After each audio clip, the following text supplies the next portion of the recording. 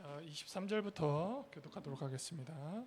안식일에 예수께서 밀밭 사이로 지나가실새 그의 제자들이 길을 열며 이삭을 자르니 바리새인들이 예수께 말하되 보시오 저기 어찌하여 안식일에 하지 못할 일을 하나이까. 예수께서 이르시되 다윗이 자기와 및 함께한 자들이 먹을 것이 없어 시장할 때에 한 일을 잊지 못하였느냐. 그가 아비아달 때 제사장 때에 하나님 전에 들어가서 제사장 외에는 먹어서는 안 되는 신설병을 먹고 함께한 자들에게도 주지 아니하였느냐. 또 이르시되 안식일이 사람을 위하여 있는 것이요 사람이 안식일을 위하여 있는 것이 아니니 이러므로 인자 안식일의 주인이시라. 아멘. 하나님의 말씀입니다. 자리에 앉으시겠습니다.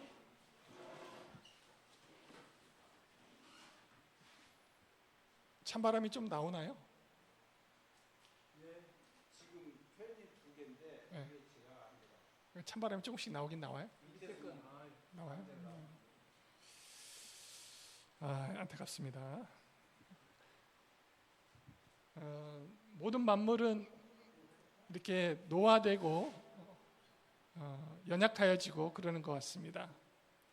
그러나 하나님의 말씀은 날마다 새롭고 우리가 묵상할 때마다 우리에게 새 힘을 주시는 것 같아요. 성도 여러분, 우리도 이제 곧 새로운 교회로 이사를 할 겁니다. 그곳에서는 모든 환경과 여건이 지금보다 훨씬 더 좋아질 것으로 생각이 됩니다. 하나님께서 길을 여셔서 우리에게 복음의 놀라운 역사를 맛보게 해주실 걸로 확신합니다. 시시때때로 기도하셔서 순적하게 이 이전이 이루어질 수 있도록 함께 마음을 모아주시기 바랍니다. 이제 저희가 마가복음 오늘 마지막을 보실 텐데요. 마가복음 2장 말씀은 예수님과 종교 지도자들 간의 대립을 말씀하고 있어요. 오늘 마지막 말씀인데 2장을 보면 처음부터 예수님과 종교 지도자들이 대립하고 있었고 마지막으로 갈수록 이 대립이 점점 심화되고 있습니다. 결국 다음 3장에 가시면 이 지도자들이 예수님을 죽이고자 음모를 꾀하는 과정이 나옵니다.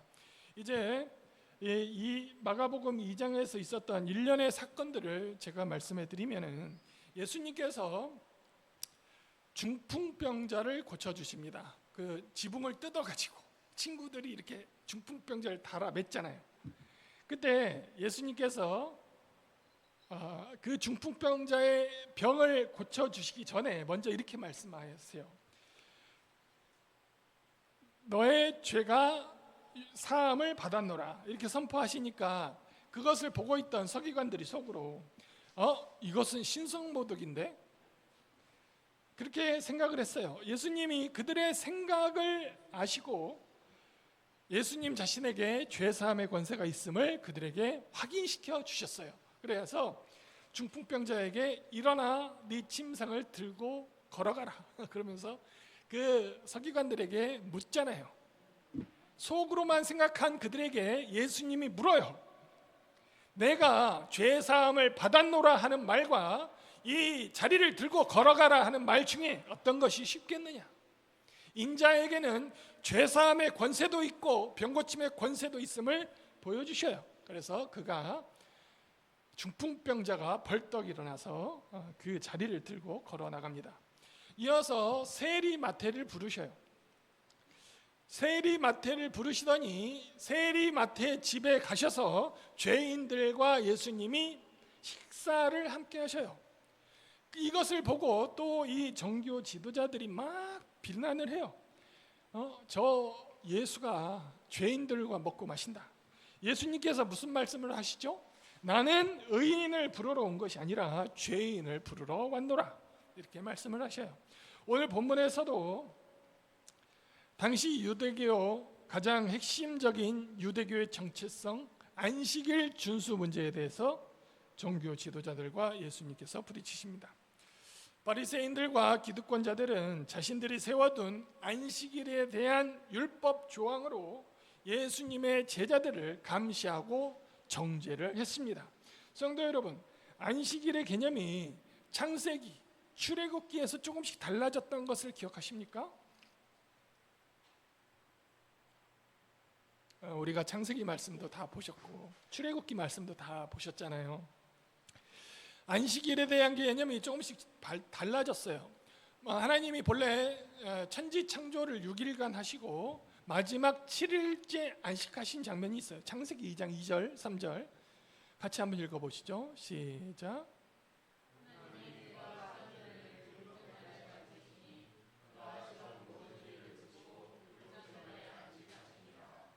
하나님이 그 일곱째 날을 복되게 하사 거룩하게 하셨으니 이는 하나님이 그 창조하시며 만드신 모든 일을 마치시고 그날에 안식하셨습니다. 그러니까 제7일 안식일을 우리 대부분 성도들은 이 창세기 말씀을 기억합니다. 창세기 이 3절을 보시면은 6일간 온전한 창조를 하나님께서 마치셨죠. 그리고 피조 세계를 바라보시면서 하나님이 7일째 안식하셨습니다. 이때는 율법이 주어지기 전이었잖아요. 그리고 인간들에게 율법을 지켜야 하는 의무가 주어지기 전이었어요. 그래서 창조의 완성을 축복하는 그런 하나님의 우주적 차원의 안식이었습니다. 그런데 출애굽기를 가면 20장 8절 출애굽기 20장을 먼저 같이 읽습니다. 시작.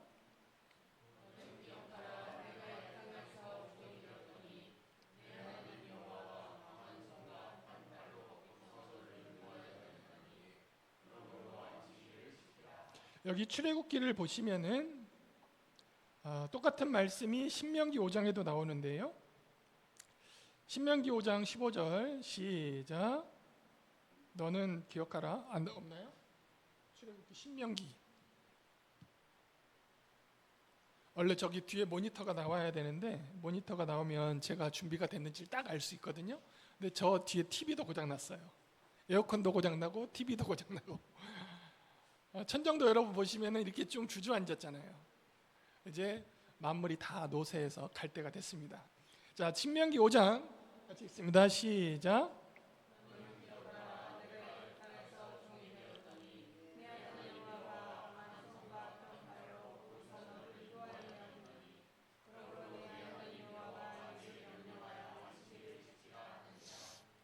신명기 5장에 보시면은 다 이제 출애굽기 말씀을 요약해서 말씀하시는데 너희도 애굽의 종이었다.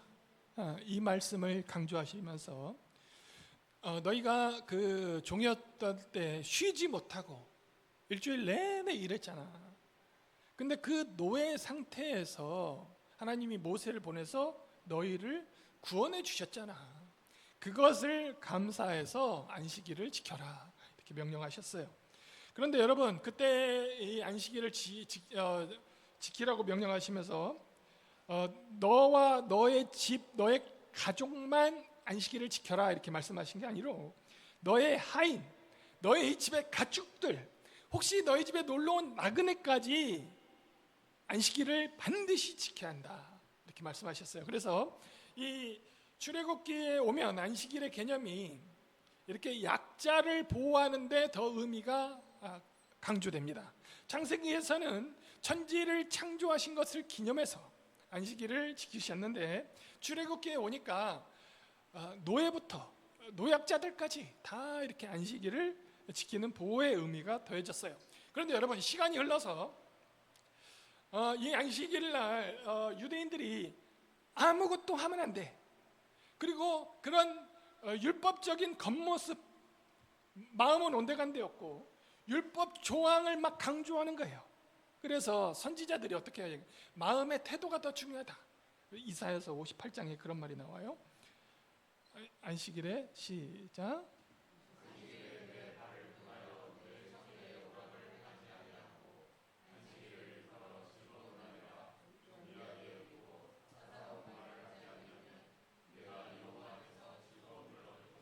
예, 여기 보면은 안식일에 사사로운 말, 상서로운 말, 음담패설, 농담 같은 거 하지 말라는 거예요. 그리고 안식일을 존귀하게 여기고, 여러분 주일을 존귀하게 여기십니까? 하나님께서 허락하신 이 거룩한 날, 너무 귀한 날이라고 준비하시고 예배하십니까? 또 말씀하시죠. 내 발을 금하여 오락을 행하지 않고, 내가 즐겁기 위해서 즐거운 오락을 행하지 아니하고, 이렇게 이사야서에서는 마음을, 하나님께 드릴 마음을 강조하고 있어요.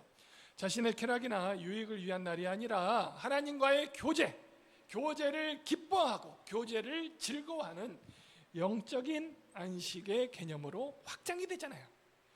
그런데 여러분, 이제 이사야서는 사실 메시아에 대한 말씀이에요. 그런데 신약에 와서 유대교의 억압적인 안식일 규율이 문제가 돼요. 이 안식일이 변질됐어요.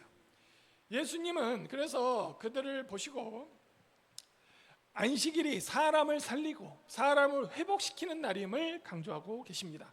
마가복음 2장을 보시면은 안식일이 시작.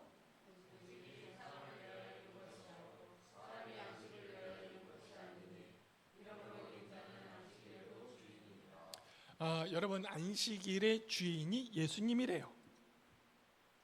그러니까 유대인들은 율법을 막 그 행위를 지켜서 안식을 누리려고 했는데, 신약 시대에 오면 예수 그리스도 안에 참 안식이 있어요. 여러분이 예수 그리스도 안에 머물 때 참 안식을 누릴 수가 있다고 말씀하고, 그러니까 간략하게 요약해 보면 창세기에는 창조의 완성을 기념했어요. 그 다음에 출애굽기, 구원, 해방을 기념했고 약자들에게까지 안식의 개념이 깊어졌어요. 그 다음에 이사야서에 보면은 하나님과 교제가 중요하다는 걸 말씀해요. 그리고 신약시대 예수님 때 오면은 안식일이 인간성의 회복과 예수 그리스도 안에 참 안식이 있다는 것을 강조하고 있어요. 그러니까 안식일의 개념이 점점점 깊어지고 점점점 확장되어 가고 있어요. 오늘 본문에서 예수님 당시에 안식일은 수많은 세부 규칙, 조항으로 사람을 얽매고 죄의 짐으로 짓누르고, 그러니까 안식일에 쉼을 얻어야 되는데 안식일을 율법의 멍에와 짐으로 그들이, 성도들이 짓눌리고 있었어요. 이러한 현상을 예수께서 보시고 하신 말씀이 유명한 말씀이 있잖아요. 수고하고 무거운 짐진 자들아 다 내게로 오라, 내가 너희를 쉬게 하리라. 수고하고 무거운 율법의 짐, 안식일에 지는 그런 무거운 짐, 그들에게 예수님이 내게로 와서 쉼을 얻으라고 말씀하세요. 안식일에 아무것도 하지 말라는 유대 전통 규정들은 사람의 영혼을 살리기는커녕 사람을 정죄하고 감시하는 도구가 되었습니다. 오늘 우리가 읽은 마가복음 2장 말씀은 이런 규정에 맞서 예수께서 안식일의 참된 의미를 선포하시고 예수님 자신이 누구신지를 드러내는 중요한 말씀입니다. 오늘 본문 말씀을 보면서 예수님께서 선포하시는 안식의 참된 의미와 예수 그리스도께서 가지신 신적 권위를 깨닫는 복된 시간 되기를 주님의 이름으로 축원드립니다. 이제 23절을 열어주시고 주님의 길을 예비하는 제자들의 모습입니다. 시작.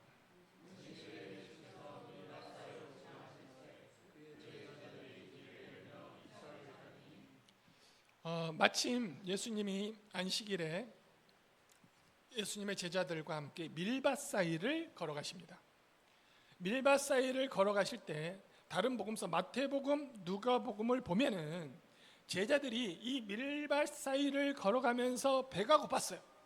그래서 손에 잡히는 대로 밀을 훑어다가 그것을 까서 먹었다고 써 있어요. 그런데 여기 오늘 우리가 있는 마가복음, 이 마가복음이 복음서의 진수라고 그랬잖아요. 다른 복음서들이 이 마가복음을 보고 베꼈어요. 이 마가복음을 참조했어요. 그러니까 마가복음이 원복음이에요. 이 마가복음에는 제자들이 배고파서 밀을 까먹었다는 얘기를 안 쓰고 있어요. 마가복음에서는 단순히 제자들이 배고픔을 달래기 위해서 안식일을 어긴 것으로 다루는 것이 아니라 이 마가복음에서는 안식일의 예수님의 권위와 정체성에 초점을 맞추고 있는 거예요. 23절을 다시 열어주시면 예수님과 제자들이 밀밭 사이로 걸어가실 때 제자들은 길을 만들기 위해서, 예수님이 걸어가실 길을 열기 위해서 이삭을 자르기 시작했어요. 원어의 문법 구조를 세심하게 살펴보면 여기서 제자들이 이삭을 잘라 길을 만들었다라는 표현이 나오는데, 우연히 우발적으로 그렇게 한 것이 아니라 예수님이 밀밭 사이를 걸어가실 수 있도록 앞장서서 예수님의 길을 예비하는 행동을 제자들이 한 거예요. 이것은 이사야서 선지자가 예언했던 주의 길을 예비하라는 말씀과 맥락을 같이 하고 있습니다. 제자들은 단순히 배가 고파서 이삭을 딴 것이 아니라 왕이신 예수님의 길을 제자들이 개척하고 길을 만들고 예비하고 거룩한 과정 속에서 그 길을 열었던 거예요. 마가복음에서 이것을 강조하고 있어요. 그런데 이것을 바라본 바리새인들 정죄하기 시작해요. 24절을 보시면은 바리새인들이 나오죠. 시작.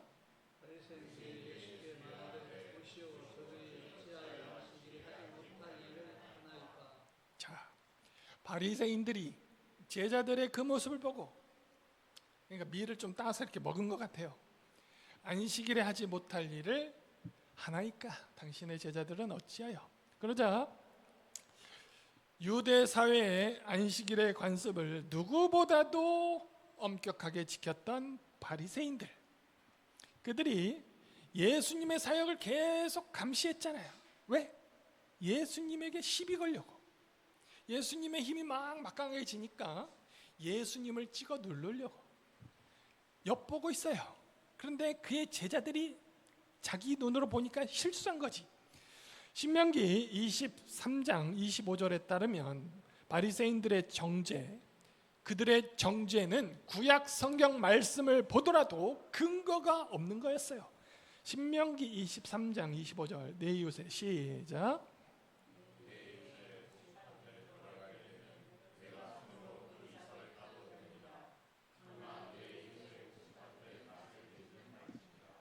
그러니까 구약성경 신명기에서 뭐라고 말씀하시면은 남의 밭이야.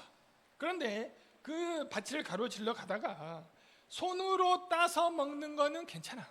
그런데 본격적으로 낫을 갖고 와가지고 이렇게 베면 안 된다, 이런 말이에요. 그러니까 제자들이 손으로 훑어서 먹었잖아요. 그러니까 제자들의 이 행위는 그 바리새인 이전의 신명기 말씀을 보더라도 율법 위반이 아니었어요. 그런데 여러분, 그날이 안식일이었다는 게 문제예요. 율법에 허용되는 일이었으나 그날이 안식일이었어요. 당시 유대인들에게 안식일 준수는 할례와 더불어 유대인들의 정체성을 증명하는 가장 핵심적인 것이었어요. 바리새인들은 안식일에 노동금지 조약을 어겼다고, 그 세부 항목을 어겼다고 제자들을 비판하고 있어요. 그 세부 항목을 보면은 제자들이 여러분 이삭을 이렇게 훑었잖아요. 훑어가지고 뭘 합니까? 깠잖아요. 그래가지고 먹었잖아요. 이거를 바리새인들이 뭐라고 평가하냐면 추수하고 타작하는 노동을 했다. 안식일에 노동을 했다고 간주하는 거예요. 왜 이렇게 발전됩니까?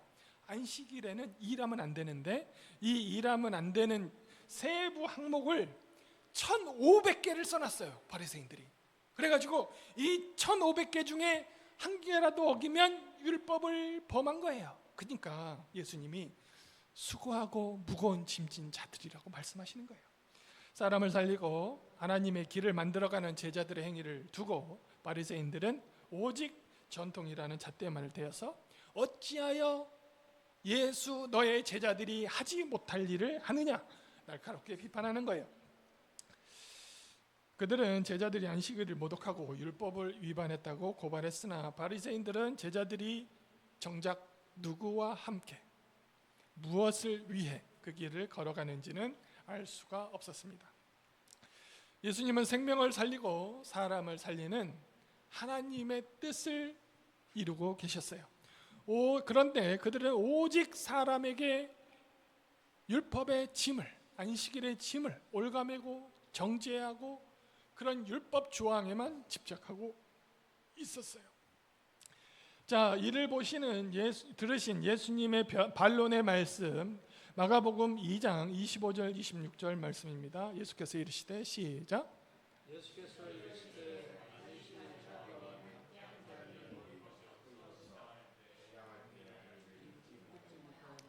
그가 아비아달 대제사장 때 하나님의 전에 들어가서 제사장 외에는 먹어서는 안 되는 진설병을 먹고 함께한 자들에게도 주지 아니하였다.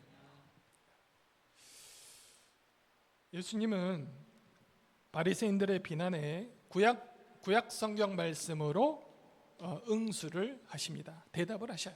25절 열어주시면 끝에 보면은 읽지 못하였느냐, 그러니까 성경을 읽어본 적이 없느냐 이렇게 물으시면서 구약 성경 사무엘상 21장에 나오는 다윗 사건을 인용하시는데요. 다윗 왕이 여러분 아시죠? 하나님께 기름 부음을 받습니다. 왕으로 세움을 받은 다음부터 어떻게 됩니까? 사울 왕에게 쫓겨다녀요. 사울 왕 칼을 피해서 막 도망 다니다가 이스라엘의 놉이라는 지역이 있어요. 거기에 제사장 아히멜렉을 찾아가서 먹을 것을 요청합니다.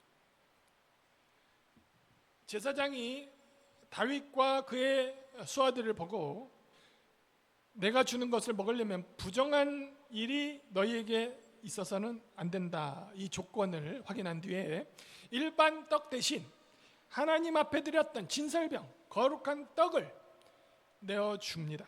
다윗이 율법상 제사장들만 먹을 수 있던 진설병을 얻어서 자신도 먹고 자기와 함께 있는 전우들도 먹고 그들의 굶주림과 배고픔을 해결해 줍니다. 그런데 여러분, 그렇게 했음에도 다윗이 처벌받지 않았습니다. 다윗이 율법상 지켜야 될 엄격한 규율, 제사장의 규율을 어겼지만 그는 처벌받지 않았어요. 왜 그렇습니까? 다윗은 하나님께 기름 부은 왕이었어요.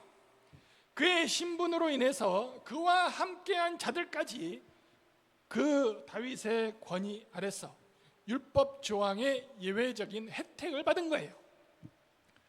예수님이 그 다윗의 예를 드는 이유는 명확합니다.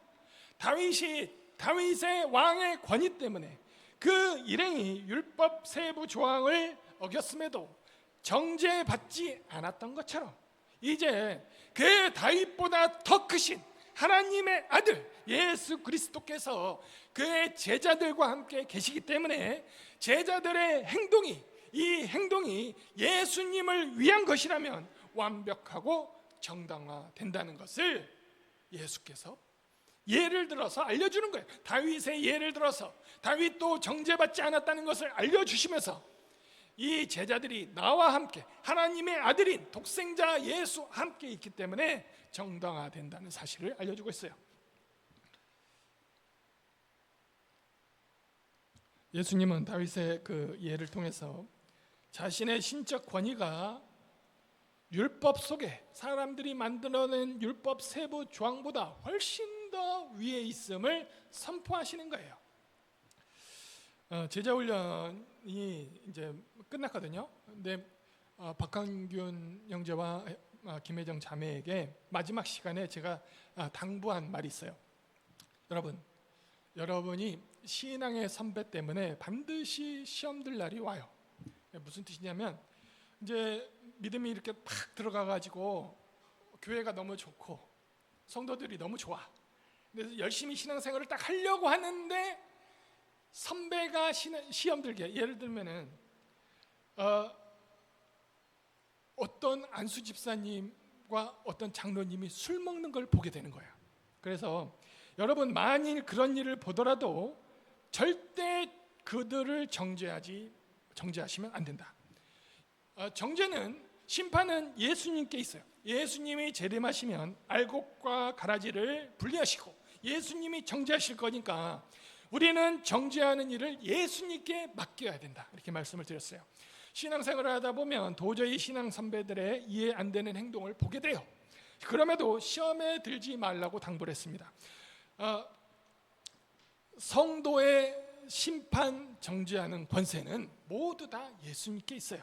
안식일 준수도 중요합니다. 그러나 안식일보다 사람이 더 중요한 거예요.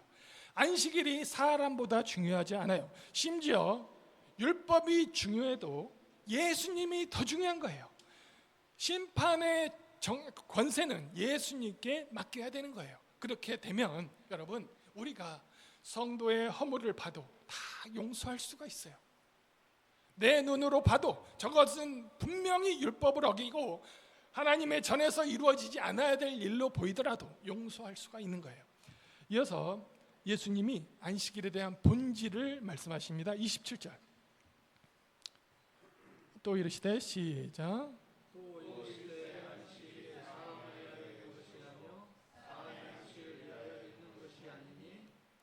예수님은 이제 안식일의 그 개념을 한 단계 더 높여서 말씀하십니다.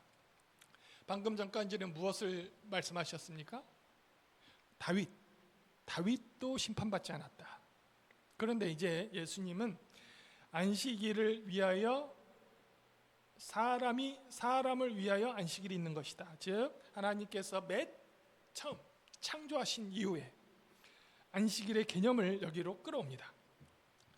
하나님께서 창세기에서 안식일을 제정하신 목적은 사람을 종으로 메어두기 위함이 아니라 피조물인 인간에게 쉼과 자유를 주기 위함이라고 말씀하셨어요. 하나님께서 여섯째 날 사람을 창조하셨고 그 사람에게 일곱째 날 안식과 자유를 주셨어요. 그래서 그날을 안식일로 지키라고 제정하셨어요. 안식일은 사람이 하나님 안에서 생명과 쉼을 누리도록 하나님이 인간에게 주신 선물, 거룩한 선물이었습니다. 출애굽기 20장과 신명기 5장에서도 하나님이 안식일을 명령하신 것은 애굽에서 종되었던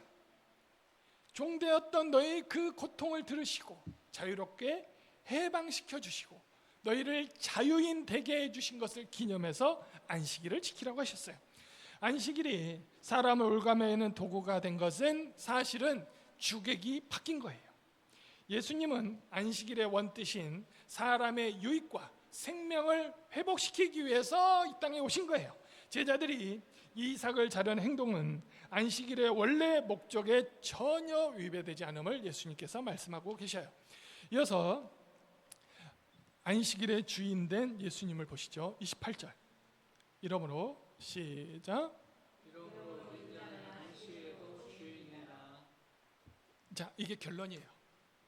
마침내 예수님은 이 모든 논쟁에 대한 결론을 말씀하십니다. 여기서 28절에 이러므로 이렇게 접속사가 나오잖아요. 이거는 2장 전체의 말씀을 받는 거예요. 2장 맨 처음에 중풍병자 고치시면서 죄사함의 권세 말씀하시니까 이 신성모독이다 이렇게 얘기했잖아요. 예수님 그 신성모독에 있었던 일을 그러나 그 예수님의 그 신성이 있으심을 드러냈잖아요. 그 앞선에 있었던 일들을 다 받으셨어요. 예수님은 자기가 인자로 소개하세요. 28절을 보시면은. 그런데 여러분 이 인자라는 말씀은 구약 성경에 먼저 등장했어요. 다니엘서 7장을 보시면은요. 다니엘서 7장에도 인자라는 말이 나와요. 박유리 권사님의 친구가 인자인데 그 인자가 아니라 여기에 다니엘서 7장에 하나님의 아들, 하나님의 독생자 아들, 구약 성경에 예수 그리스도의 재림할 것을 설명하고 있어요. 하나님으로부터 영원한 권세와 하나님으로부터 영원한 영광의 나라를 물려받을 통치자, 권세, 통치권을 하나님께서 예수님에게 다 주셔요. 그 인자가 바로 예수님이에요. 다니엘서 구약성경 다니엘서 7장에 보면은 예수님께서 재림하실 때 일어날 일들을 설명하고 있거든요. 13절 14절 같이 읽습니다. 시작.